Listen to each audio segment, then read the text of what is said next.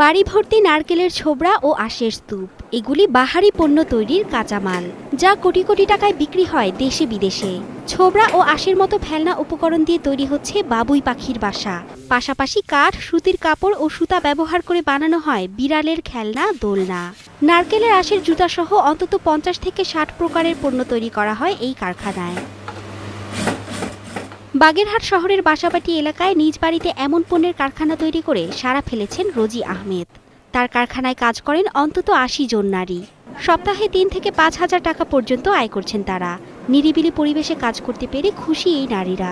আমরা কাজ করে খুব সচ্ছল আছি এবং এটা দিয়ে আমাদের সংসার চলে। আর এখানে আমাদের কাজ করতে বেশি ভালো লাগে, যেহেতু এখানে অন্য কোনো পুরুষ লোক নেই, সব মহিলারাই আমরা কাজ করি। ছেলে মেয়েদের লেখাপড়াও চালাইছি, আমার সংসারের আর্থিক অনটন সব মিটে গেছে। এখন আমার এখানে কাজ করে অনেক ভালো লাগে। আমরা যত কাজ করতে পারবো তত টাকা।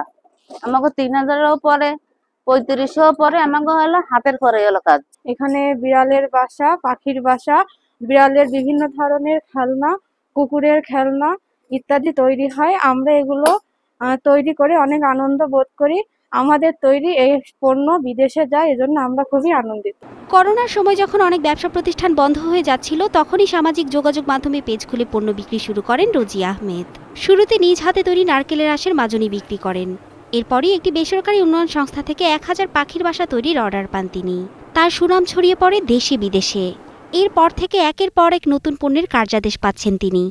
আরো 10 জন মহিলাকে যাতে আমি কাজে লাগাতে পারি, যাতে নিজের পায়ে দাঁড়াতে পারে, সেই চিন্তা থেকেই তাদের আমি কাজের সুযোগ করে দিচ্ছি।